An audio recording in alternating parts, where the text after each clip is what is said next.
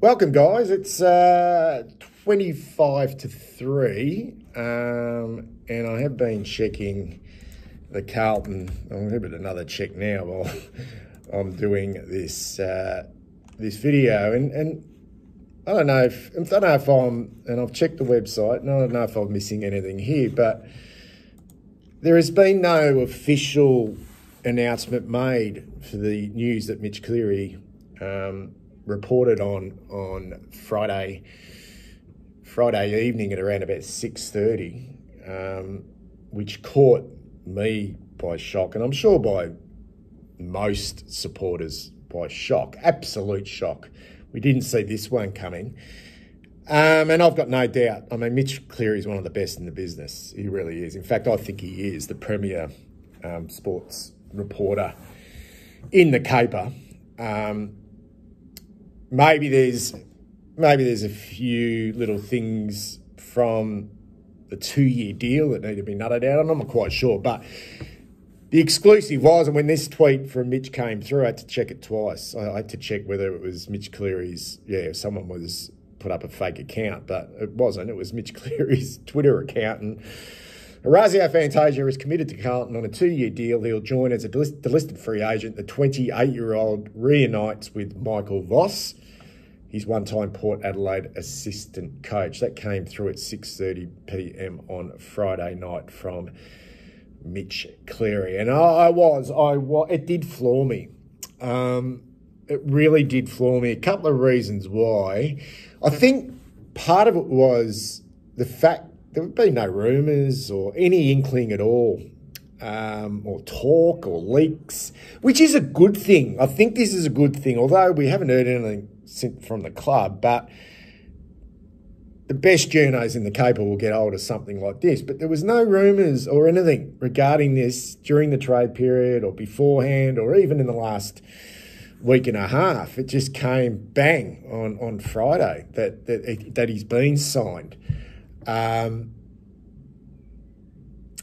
that in itself, that in itself, when you hear rumours and talk and leaks and stuff, so I was shocked. I think as well, all the talk was potentially going to the Giants, on a rookie deal. He'd had a medical there during the trade period. And, I just think that's where he was going to go. The fact that we got a small forward this way, shocked me. But the fact we got a small forward didn't come as a shock, because I've been banging on about this for a period of time now, that this was one of the areas that we needed to hone in on, whether that's in the trade period. So essentially, we've traded. I got him as a delisted free agent, but we've essentially got it during the trade sort of not period, but this whole sort of time before it's a strange time, delisted free agent before the draft. So getting a small forward's not a surprise. I also thought that once the trade had finished, that given what Austin had said, and he said this a couple of times, that, we essentially were going to invest and we're committed to the draft this time around, bringing in some fresh talent to replenish this list. And when I mean by fresh talent, either from the talent leagues or from the under-18 competition, or even someone like a Sean Manor, who I think that can be ruled out now, that he won't be at our football club in 2024. I still think he will get picked up. But and Austin said, we want to add depth for the future. And I'm not having a crack at Austin. He's doing a wonderful job. And this is what good list managers do, though. They identify an area in consultation with the match committee and the footy department, and they get to work on finding what is the best fit. And you look at this guy at his absolute best, and fucking hell, he's got it in bucket loads in terms of what we require. But there's so many I suppose, questions regarding his body and doubts on his body. Anyway, I was in a bit of shock with the 2-year deal as well, but there might be a trigger for his second year, which we don't know about, if that is in case what he signed for. And I suppose a little bit cheated that it probably leaves us with just 2 picks in the draft, 2 youngsters. And I get generally excited with draft time, maybe picking up 3 or 4 players and who they are. But yeah, we're only gonna pick 2, maybe 1, who knows? But we're definitely not going to have 3 like I thought we would. So let's have a little bit of a look at Fantasia, a bit of background on him, and I've sort of quite enjoyed sort of going back and reading about him, because initially when his name came up, and even throughout the trade period when he was going to the Giants, he was one of those players, I liked him as a footballer, but just one of those players, just annoyed me a bit, I don't know, was he a bit flamboyant or a bit sort of, I don't know, small forwards can irk you a little bit unless they're at your football club. And it wasn't like, he was one of those players that annoyed me a little bit, both at Essendon and at Port. So I wanted to make sure that I go back and just have a bit of a read about him. And, he's 28 years of age, been in the system since 2014. Pick 55 from South Australia. I'll get to that shortly. 2013 draft. Same draft as Cripper. Same draft as Akers, Hewitt. They're all at our football club. To put into comparison his 99 games, that's all he's played in 10 years, kicked 141 goals. To put that in some kind of perspective, Cripps has played 183, Akers 145, Hewitt 157. So this is a guy that hasn't been able to get on the park. It started at Essendon, and it sort of came into Port Adelaide, although he did get some footy under his belt in his first season at Alberton, but it's gone pear-shaped since. He's only played 4 games in 2 seasons. So 80 games at the Bombers in 7 seasons, and then just the 19 with Port Adelaide. And they invested a fair bit in him. He wanted to come home to South Australia, and Essendon were pretty upset losing him. But he cited the fact that he was a bit homesick and he wanted to return to the City of Churches. Wore number 13 at both clubs. So he's not, you wouldn't have thought he's taken that off Blake Acres, considering how well Blake Acres thought. But maybe Blake Acres is not into numbers, but it clearly, maybe he will go, yeah, take 13, I'll take 2, or I'll take 25, or I'll take 4.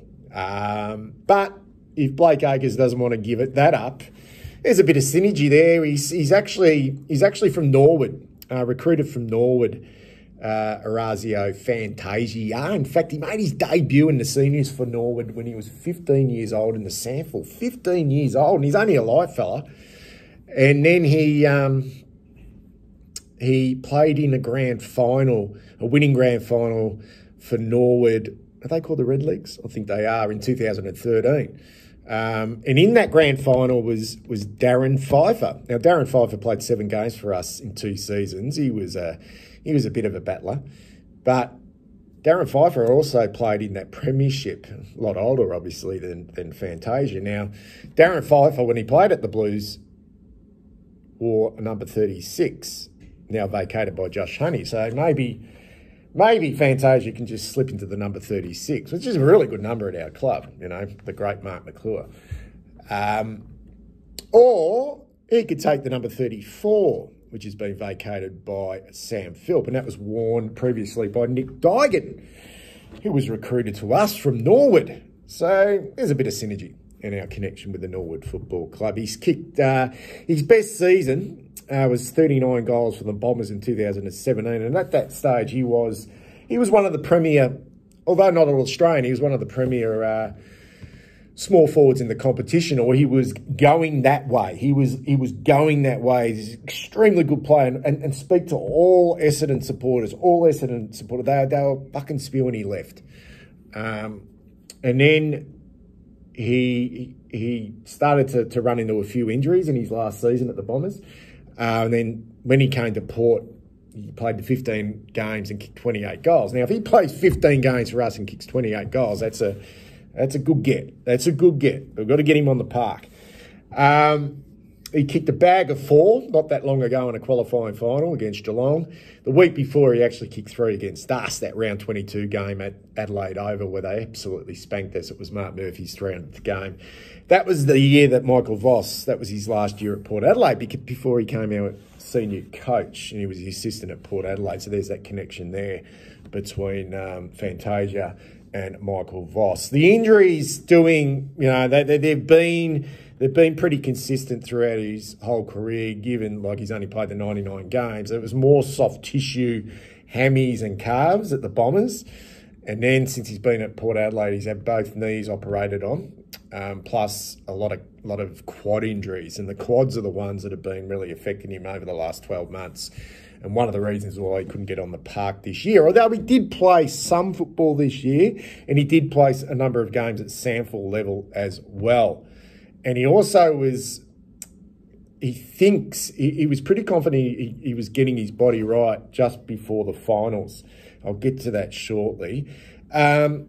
It's all positive from my perspective. I mean, the doubts are on the body, and it is what it is. It's. I don't believe it's a free hit. I don't. I don't believe when you bring a player onto your list, it's particularly when we are ready to go, and it's an important position on the ground. I think this bloke's ready to go, and he's in our best 22, and if we think he's potentially, one of the reasons why we struggle a little bit is our small forwards. This is not a free hit, I don't think. It's a 2-year deal, and we're going to back our strength and conditioning team in the last 18 months. We know the work that's been put into McGovern, Cunningham, Martin and Marchbank, and I think reading between the lines that they haven't quite got that right, but the fact that most of the list now are all on specific programs, and a lot of these players I've just mentioned are on completely different programs to each other and the main group, just to get them cherry right for the season proper and to keep them on the park. And it seems to have touch wood worked. It's worked. Now, if he's got consistent quad injuries, I'm not concerned about the knee injuries, but if he's got consistent soft tissue injuries, which the likes of Cunningham have had, which the likes of Martin have had, and McGovern, that them blokes finally have been able to string together some consistent football over the last, say, 12 months, which is something we haven't been able to do. And I think we'll be fairly confident to get Fantasia in at the very least and get him on a similar type program. Whether they are banking on that happening really quickly probably says that maybe they'll really build him up for a big tilt, say in 2025. I don't think so. But he's an explosive type player. I did read from his draft notes when he first got drafted. He's actually got natural endurance. So it's not something he necessarily needs to work on. But he's an explosive type player, and we need to get that back into his game. There's not much point having Fantasia in our football side unless he's got that speed and that explosiveness. It's pointless. So they're going to have to get that body right to the point of potentially what he was like when he was at his very best in 2017, the year he kicked 39 goals, where he was just a whippet. He was a live wire. He was so fast, and his agility was fantastic. He used to turn his defenders inside out and, he'd get up the ground and he'd turn around and get out the back. That is a quality that we really need in our football teams. It's a big ask. It's a big ask to get his body back to that. He did say in an interview that he did on radio just at the start of the trade period, he said in his exit meeting with Port Adelaide that they actually put a 1-year deal on the table for him. But GWS was showing some significant interest, but were only going to offer a rookie spot. He'd had that medical with them. But he did mention that he was close, very, very close to playing in the finals for Port Adelaide. In fact, he was a little bit disappointed that he was overlooked. And the club basically said to him, this is what Fantasia said. He said it was frustrating, and essentially the coach just said, you've probably just run out of time a little bit, which is hard to hear. because he felt like he'd done enough at the time. But he said, that's okay. I think I'm going into an off-season with no surgery, no injuries, is a really good sign moving forward, a positive sign for me to now attack a pre-season and an off-season to come back and be ready to go. Now, that was only 4 weeks ago he did that interview, maybe 3 weeks ago. So unless he's ripped his hammy off the bone since then, before he comes to Icon Park, yeah, touch wood that, that's just not a bloke, just being super positive. But he's, in fact, really confident that maybe the worst of it's behind him. But the fact is, this has been a consistent thing for a period of time now. Let's be positive, though. At 28 years of age, this is another statement from our football club, guys. A fucking another statement that we are wanting a premiership now. I mean, a 28-year-old. This is not like, you often hear, it's not in our age demographic. Well, this is like, fuck, we've now got, I think, the video from the other day, we've now got 24 players on our list who are over 28 years of age. We are all in. We are all in. And we haven't got the money to splurge. So this is a left of centre pick from Nick Austin. And hopefully it comes off for us. But there is, at his very best, speed, agility and skillful, and a fantastic goal sense.